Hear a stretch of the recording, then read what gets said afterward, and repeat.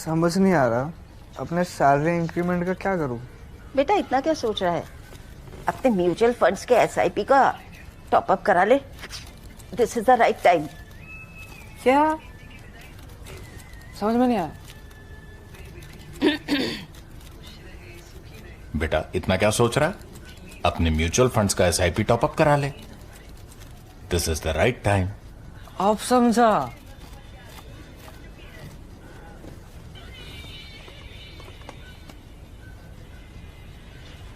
Mutual fund investments are subject to market risks. Read all scheme-related documents carefully.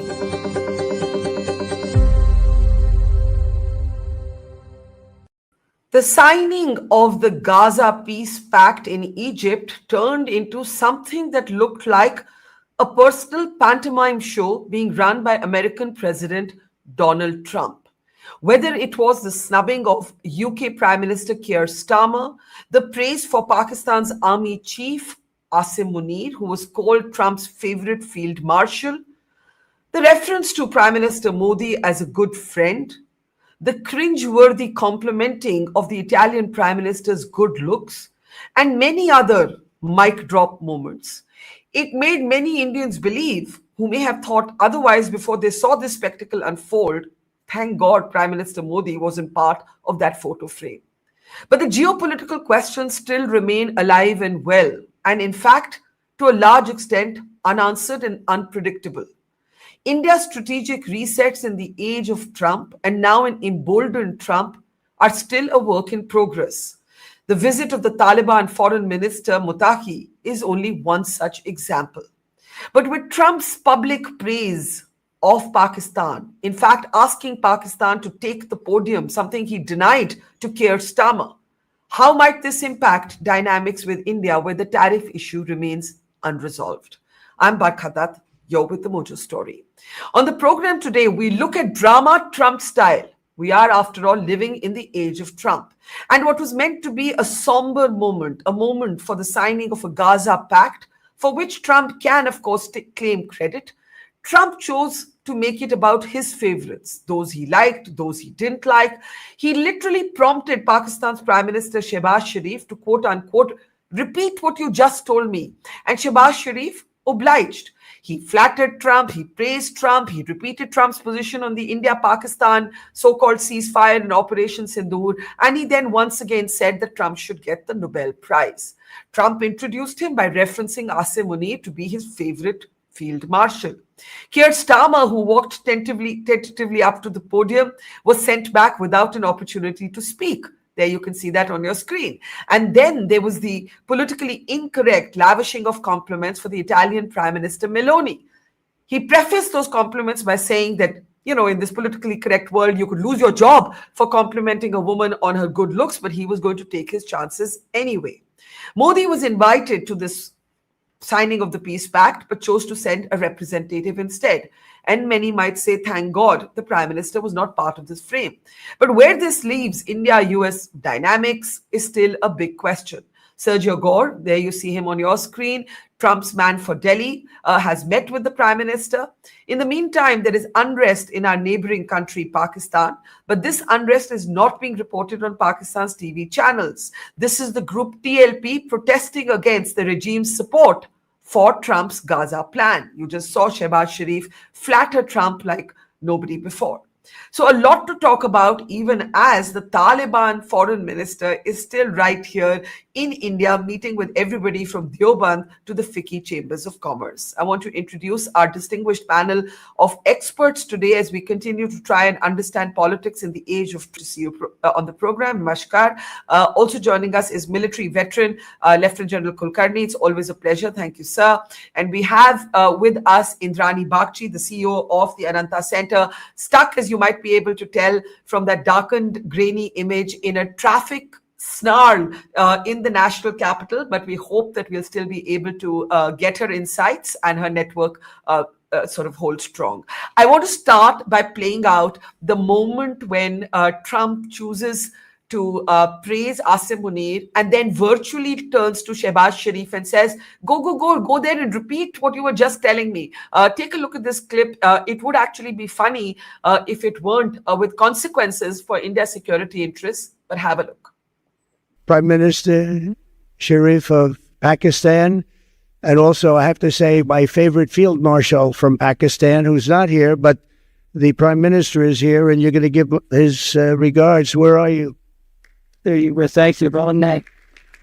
Do you want to say what you said to me the other day? And Tim, would you like to say what you said? Peace has been achieved after untiring efforts.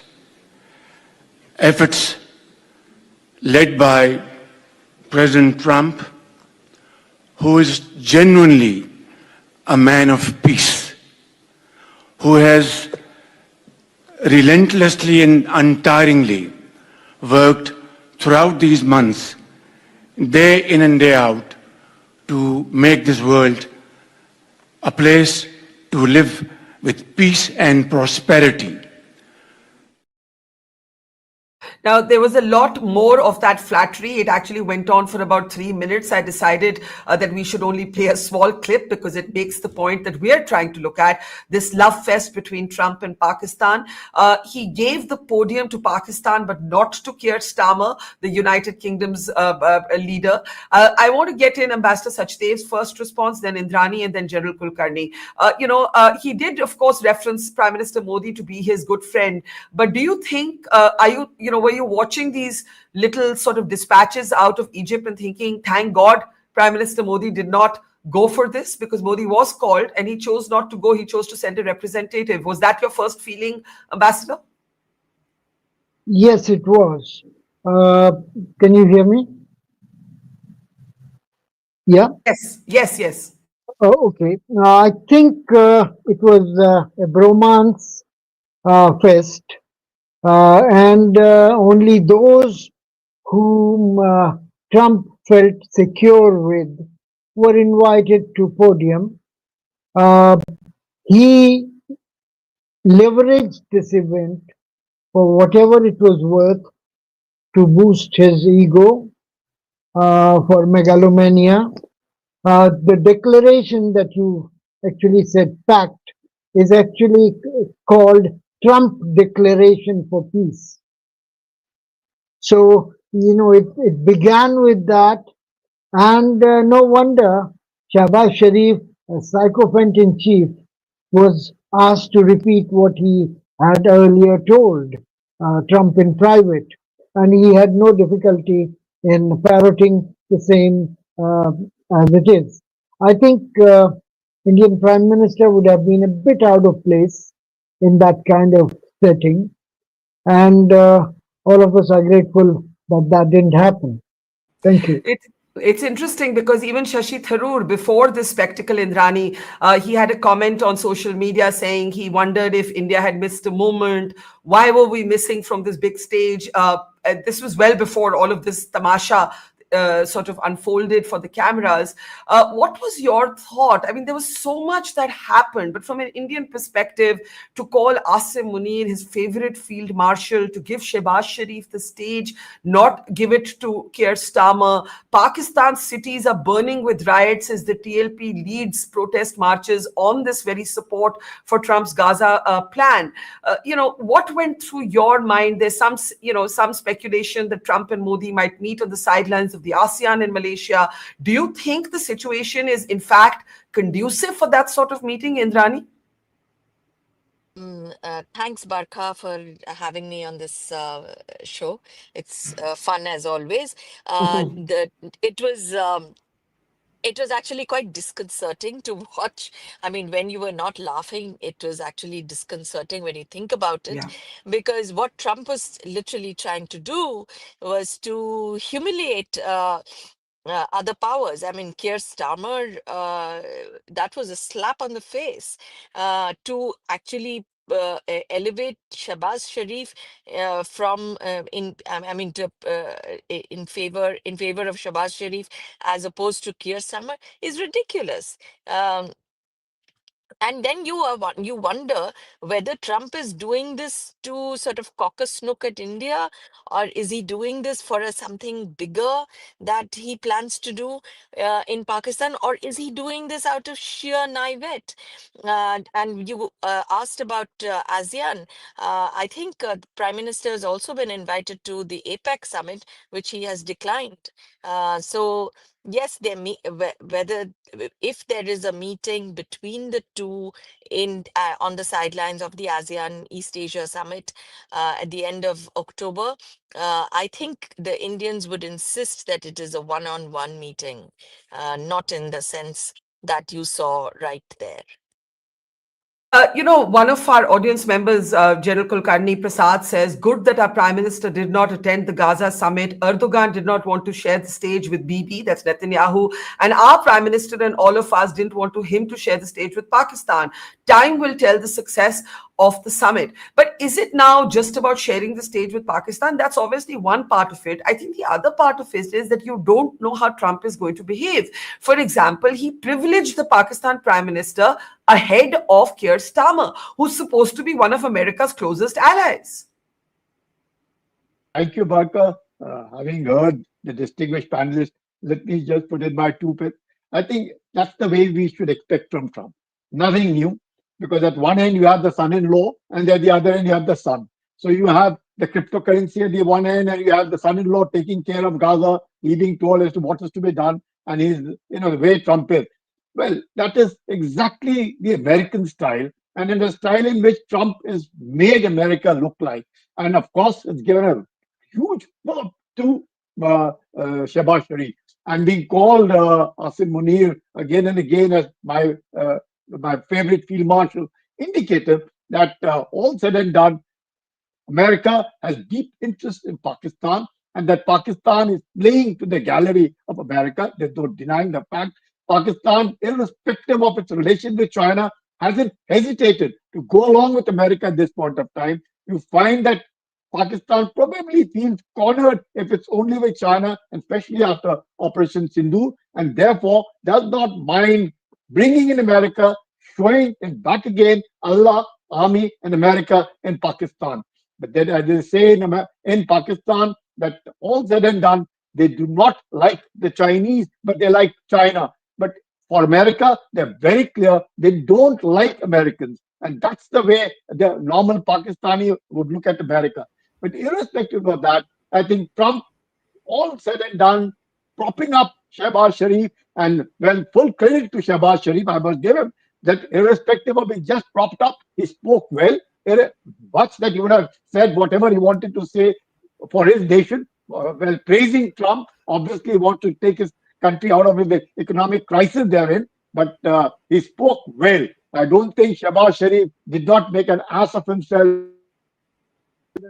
and most others declined also to come on the podium with him, but he did say whatever he had to say, praising Trump, and of course, you must give it to him. He finally accepted that they had not won the war, because he would have not left this moment to say, thank you, Mr. President, we won the war because of you. He didn't say that. And he said very clearly that, yes, you are responsible for averting a major crisis, but that is clear that Shehbaz understands what to say when and how and to whom. General Kulkarni, I would argue that Shehbaz Sharif did well on flattering Trump, but he's got a country where his cities are rocked by protests against exactly this support to America. So he's got to walk a really fine sort of wire there. Since we're talking so much about how Starmer, I think Indrani said it was a slap on the face of the UK PM, let me actually play out that precise moment. When I was looking at that moment, it was almost as if Trump was the teacher in a classroom where he was doing the roll call, and everybody else was a student who had to raise their hand, and then Trump decided who was going to be allowed to speak. Starmer obviously came forward to the podium thinking he was going to get his moment, but it didn't happen. Take a look at how this played out. United Kingdom. Where's United Kingdom? Where's our friend? Come here. Is everything going good? Very good. That's very nice that you're here.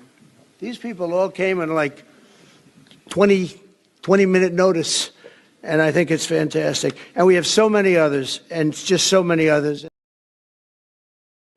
I mean, if anything, this is as it were what was once the mighty empire.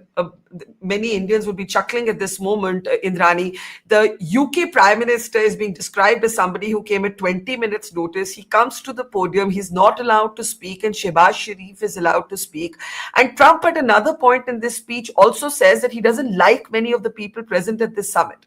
So I mean, honestly, is this comedy? Is this tragedy? Is this tragicomedy? And it is Trump's moment. I mean, even Time magazine has a cover calling this moment Trump's triumph. It's a different matter that Trump didn't like the photograph they chose. But how did you look at what happened with Starmer, especially contrasted with how Sharif was treated? Yeah, well, I mean, I think Starmer has been humiliated now so many times by Trump. He's almost inured to it. But for a viewer, it was cringeworthy to watch the Prime Minister having to be told, "Where are you?" and then being told, "Oh, please go back to where you were." But I mean, if you saw the way the other European leaders behaved as well, if you remember, all 8 or 10 of them lined up for the Ukraine conversation in the Oval Office. I mean, that was equally cringeworthy. The thing is, what Trump is telling them is, I can do what I want with you guys, and you have no option but to accept it. That is a message that is coming through very clearly. The Europeans are equally clear that yes, they will have to suck it up and basically live with this kind of public humiliation. I don't think any Indian prime minister would be able to deal with something like that, nor would the Indian public allow him to give him that space. And I think the same goes for whether it's a public or not. Certainly, if you noticed, the Asian leaders have stayed away from this kind of public spectacle, whether it is India, whether it's China, even Japan. None of them have showed themselves up in the way that the European leaders have. So there's something to be said for the Asians, I think. That's an interesting way to look at it. Ambassador, from an Indian perspective, how concerned are you at this gushing sort of praise for Asim Munir? In the middle, it seemed as if Pakistan's honeymoon with the Americans was in trouble because of the domestic opposition that Shehbaz Sharif was facing at home. They tried to backpedal their support for the Trumpian Gaza plan in the National Assembly of Pakistan. But clearly, Shehbaz Sharif standing there, nominating Trump for the Nobel once again, short of lying sort of flat on the ground, literally doing what Trump asked him to do. It will all work in the short term to Pakistan's advantage. How concerned should India be strictly from the perspective of our own interests? Well, Barkha, allow me the luxury of a few seconds. As an Arabist who has monitored this area for about 40 years, let me say this. Americans are very possessive about Middle East. The Pax Americana that they want to impose does not include European Union or Britain. In fact, those are competing countries. They would take away the sort of stranglehold that Americans have had on Gulf in particular.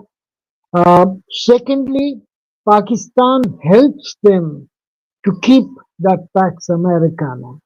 Americans are not going to be bothered about boots on ground anymore. Trump doesn't want that, even though Americans do have something like 60,000 troops in various locales in the Gulf and Middle East. The Pakistanis are supposed to do that kind of dirty work of boots on ground, fighting battles, and keeping the regimes in place. So it's a symbiotic relationship. from American perspective for Gulf and Middle East security. Now, the International Stabilization Force that is being formed for Gaza would have that role for Pakistan. And Trump might have been expansive in his praise and so on, but that's the way I look at it. And more the trouble they are facing in Pakistan, greater are their leadership as heroes in Trump's eyes.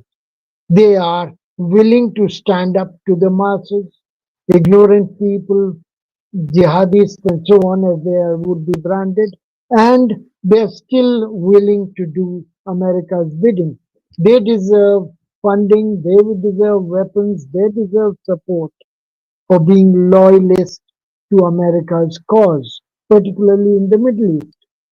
This has happened many times before, and the recent uh, signing of Saudi-Pakistan defense agreement with the blessings of Americans is a case in point.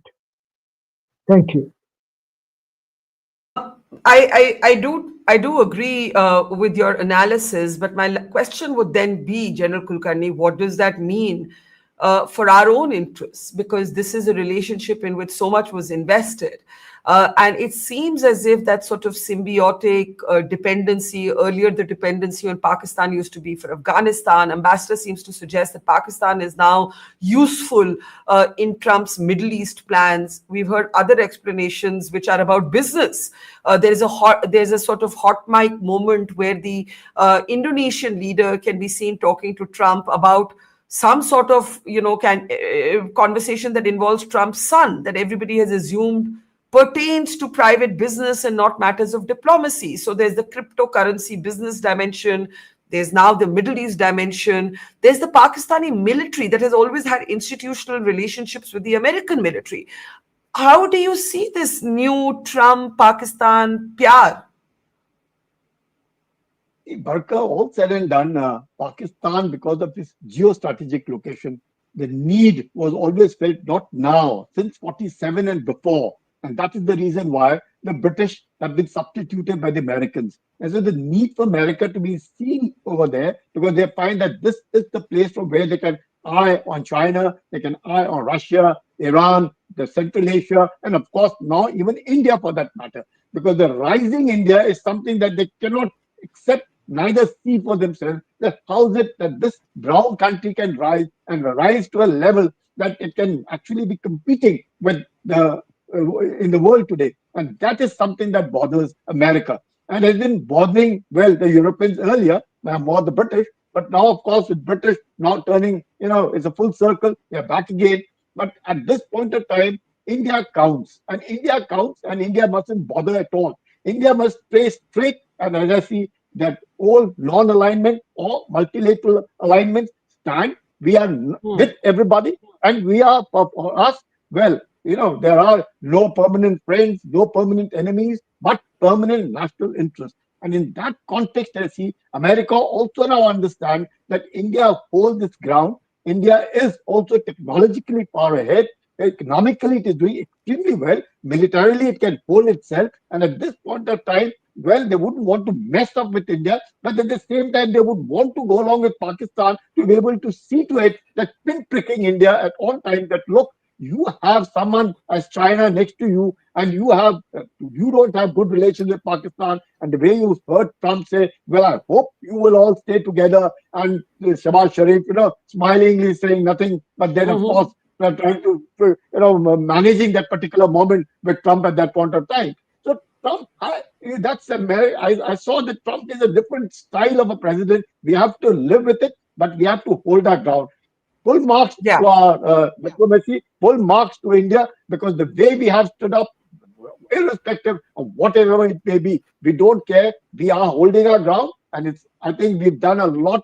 The whole world looks at us as a more matured country, a more civilized country, a country that's holding itself, doing well in all fields. In every field, you find India is doing well and progressing. I think that's something we need to be proud of. Yes, I think India has certainly held its ground by not giving Trump the flattery he seeks, by not being part of this sort of strange Trumpian drama that has unfolded in Egypt. But obviously India is resetting and shifting gears, and the visit of the Taliban foreign minister is an example of that. Before we come to that, I do just want to play out one more snippet, the last one from Trump's peace agreement moment. And this is his exchange with the Italian Prime Minister Meloni, where he's complimenting her on her good looks and then continuing to ramble on in some sort of odd way. Let's take a look. Very much. Italy, we have a woman, a young woman who's, I'm not allowed to say it because usually it's the end of your political career if you say it. She's a beautiful young woman. Now, if you use the word beautiful in the United States about a woman, that's the end of your political career, but I'll take my chances. Where is she? There she is. You don't mind being called beautiful, right? Because you are.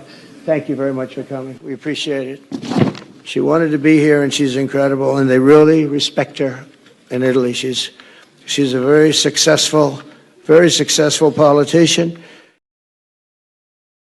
I mean, Indrani, that moment alone shows that there is no diplomatic protocol, no sort of norms that you can actually bring into any moment that is being supervised by Trump. And all I keep thinking is that, imagine if Modi were standing there in this moment, or when Sharif was called to the podium. There's nothing he could do at that point to register protest. And can you imagine how it would play at home? I mean, what did you think when you saw that? I don't even know what Meloni was thinking at this point. I'd love to know. I wish there's a way that she will reveal her mind on this. But what did you think? I thought it was beyond cringe, and it was it's actually unacceptable in even if you don't want to be politically correct, even if you want to compliment another leader. She is not just a woman, she's a head of government. You can't just sort of pick her out of a line and say, oh, you're really beautiful, thank you for coming. I mean, that's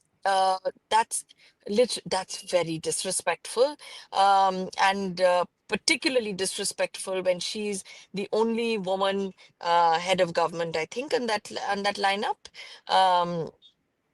So that's what went through my mind. I mean, I'm pretty certain she wouldn't take very kindly to it, knowing just knowing all the stories that are said about Giorgia Meloni. But I think we'll have to wait for another version of her memoirs to see exactly what she was thinking at this moment. Absolutely. I just found it so, I don't know, cringe is the only word that comes to mind repeatedly. Ambassador, the question for you is on Gore, Sergio Gore, who has met with the Prime Minister. Now, he is going to be the envoy for not just India, but also for South and Central Asia. Given Trump's very profuse public praise for Pakistan, is it a matter of concern that the envoy, in a way, is not specific only to India? Ambassador Sachdev.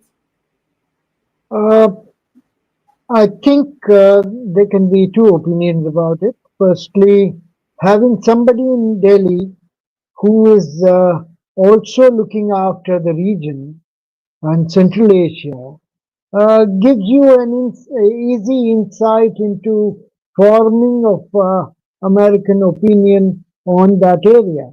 So you can engage with the ambassador in Delhi about Pakistan, about Afghanistan, about Iran, Central Asian republics, and India's policy towards it, etc. The other aspect of it, the flip side, would be that he would have less time to devote to India. He would be gallivanting around in other places, and the Americans tend to be fairly local in their diplomacy. He's not a career diplomat. So he would either be effusive or offensive to India, probably both at various times. So for him to normalize about India would would not be an easy task when he has competing interests with Pakistan, etc., etc. But then let's see how does it pan out. So far, so good.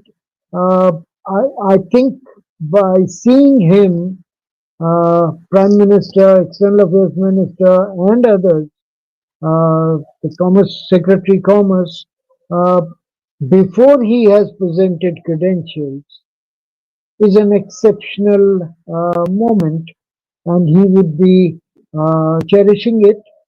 Uh, I hope he feels grateful for this gesture being made and sort of reciprocates. Thank you. Just want to get quick comments on this from both Indrani and General Kulkarni before we move on to the Taliban. There's Gore meeting Prime Minister Modi before the formal sort of presenting of his credentials. But in the light of Trump's very public, yes, he also did wag his finger, General Kulkarni, at Shehbaz Sharif and said something about India and Pakistan. Now they must get along and so on. And Modi is my good friend. But the fact is he praised Asim Munir. The fact is he gave Shehbaz Sharif that importance. And now you have Gore. I don't know. Indrani would know better how unusual it is for someone to just sort of pass through the region and, meet the prime minister like this. But how concerned are you about the whole sort of, interest in Pakistan by the Americans? General Kulkarni? But I would look at it, he's not a diplomat in that context, but then he's a very good friend of Mr. Trump. And in that context, I think, well, he can help, navigate. And time alone will say how he really is. But then all said and done, since he's a very good friend of Trump, that is number one. He is not a diplomat he's not a career diplomat. And he's a businessman more than anything else. Hopefully, he should be able to understand India better. And it would be in his interest that he understands India first before he makes a comment. And he mustn't look at it from the point of view India as business, because if that is what it is, because the Trump family seems involved in this entire South Asia in business, and looking at Bagram's place over there. So all that, I think it's time they saw India as someone which matters, and a country which can bring in peace, a country which is not involved in all other activities, no hidden agenda. It's open, free to discuss, but not with this kind of a thing that, well, I discuss with you, I give you something, I want Bagram's airspace to be made available to me, all the rare earth materials being given to me. If that be so, then I don't think he'll be a success. Otherwise, if he's here to understand India and see to it, probably he can be a success because he's a good friend of Trump. We'll get to Bagram and Afghanistan in just a moment. But Indrani, your quick take on joining the dots between Gore's drop by for a visit to Prime Minister, meets with Jai Shankar, and in the context of Trump's sort of very lavish praise for Asim Munir in Pakistan. Think the fact that Gore actually came in here, met the entire leadership even before presenting credentials is very, very unusual. But we live in very unusual times, and all the sort of niceties of diplomatic niceties have all gone out of the window. So, but he is close to Trump, or at least he's reputed to be close to Trump, and as far as I know, he will be only presenting credentials next year, early next year. And he will remain in the White House until then. The fact that he is also special envoy doesn't make him the ambassador to all of these countries.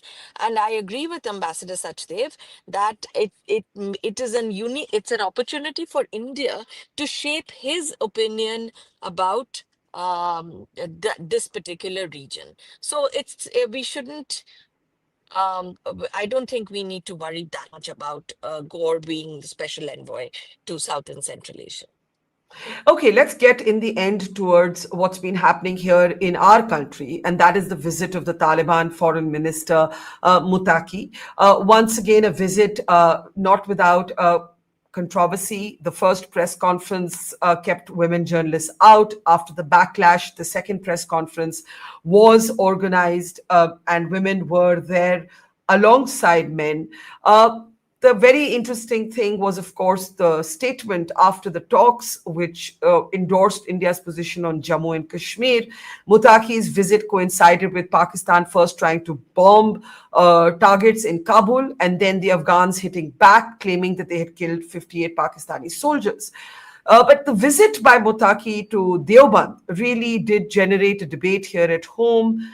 You've had people like Javed Akhtar sort of saying, why? These are the sort of, why are we doing this? There are others who are saying it's about hard security. The Taliban is not a threat to India and never has been from a security point of view. So I want last comments on this. I'll start with you, General Kulkarni, then to Indrani, and give the last word to the ambassador. How do you see the reset with the Taliban? There are, of course, portions or factions of the Taliban that have had long links with Pakistan, the Haqqani network being one of them. So we have to be very hard-nosed about this. General Kulkarni, how do you see it? All said and done, India has good relations with Afghanistan, has always had good relations with Afghanistan, has invested almost over $3 billion, irrespective of what was happening to Taliban from Pakistan, and has actually won the hearts and minds of the Afghan people. And in that context, if Pakistan thought that Afghanistan was a strategic depth that they would use to, and just because they had trained the Mujahideens and who turned up Taliban later, and that the problem now with Tehrik-e-Taliban Pakistan, which is ideologically the same as Taliban, but not Taliban. And therefore, at this point of time, when Taliban, the Afghanistan and Pakistan don't see eye to eye, with Taliban in power in Afghanistan, we have invested a lot in Afghanistan. Afghanistan has seen that whether it's disaster, whether it's food, whether it's medicine, they can rely on India, whether it was cricket or any other field. I think this particular moment of Bataki in India and where Pakistan wanting to attack Kabul is indicative that how, not just sensitive, but I would say rather Pakistan feeling so uneasy that Mutaqi's presence in India itself has created problems for Pakistan. So for us, as such, irrespective of whether Pakistan or no Pakistan, Afghanistan stands with us. We have stood with Afghanistan. We have good relations with Afghanistan. We must build on that thing. And Mutaqi's visit has been actually a blessing in disguise for all of us.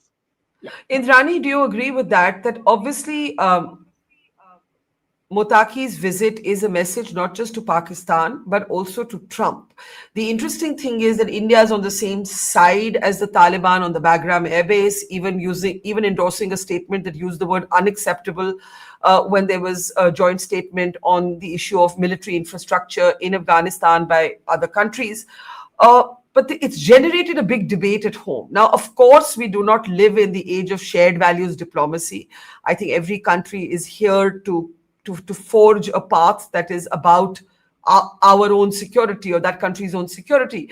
But do you think that there is a little bit of risk in this kind of high-level engagement, literally rolling out the red carpet for Mutaqi? I mean, he was treated like a rock star at Deoband. No, Barkha, if I can take 2 seconds on this, but the most important step that India took, and literally the most important part of Mutaqi's visit, was his visit to Deoband. Just to understand why the Taliban are Deobandis. They are their ideological what do they call it, talim, as it is known, is derived from Deoband, but has come to them from the radicalized madrasas of Akhura Khatak and Madrasa Haqqaniya in Northwest Frontier Province in Pakistan. Therefore, for India to actually connect Taliban to, I think Mutaqi had a word for it. He called it the Madare-Ilm. I think that's what he called it. It's very poor, but basically it meant that their spiritual home. And to remove the radicalization of the Pakistani ideologues. If India can moderate, not well, moderate is a tough word here, because the Taliban as a conservative Islamic entity may be more acceptable to other parts of the world than if they were Salafis or Wahhabis or other extreme ideologies. Now, there is the nuance is very fine, but whoever designed that visit in to Deoband for Mutaki is actually playing a very long game and playing a very interesting game by being able to temper the ideology. It's a little bit like if you're learning Chinese from China, you learn Chinese with the ideology. If you're learning Chinese in Taiwan, you learn Chinese without the ideology. I mean, That's so it's not, interesting. it's an imperfect analogy, but that bit is actually the most significant part of Mutaki's visit. If you just have to wait to see whether Taliban religious sort of leaders come to India, come to Deoband for their to learn, and that would then tell you where we are playing. Is it risk free? Of course not. But nothing in this world is risk free. The country with whom we transformed our relations has decided to turn on us. So I mean, nothing in this world is risk free. Yeah, absolutely. Well said and very interesting. Ambassador, let me give you the last word. Do you agree? What have you made of Mutaki's visit so far? How did you see? It's been a very interesting visit. I mean, these were groups or an entity that was a pariah till a few years ago. They're now getting this sort of red carpet treatment at Deoband, but also speaking, by the way, at, FICCI Chambers of Commerce. Now talking about flights between Amritsar and Kabul, asking Afghan minorities, Sikhs among them, to come back. So, it's something very interesting is happening here. And it's coincided with the battle between Pakistan and the Afghans along the Durand line, which, of course, the Afghanistan people of Afghanistan do not even recognize as the border. So last word to you, sir.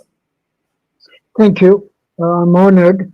I'd like to begin with the Mandala theory of Chanakya, which talks about neighbor's neighbor being a friend. Yeah. So Afghanistan is a neighbor's neighbor. Between neighbors, they are supposed to have difficulties, but neighbor's neighbor can be a very close ally. And that is what India is doing, following Mandela theory. Now, coming back to Deoband visit, let me explain a bit. Deoband and Barelvis are two different streams of Islamic fiqh or jurisprudence.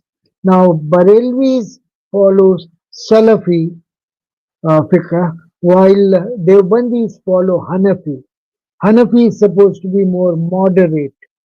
And now that Salafi stream, backed up by Saudi Arabia and elsewhere, has taken roots in Pakistan, for example, and madrasas in Pakistan are Salafis, diehards, jihadis, and so on.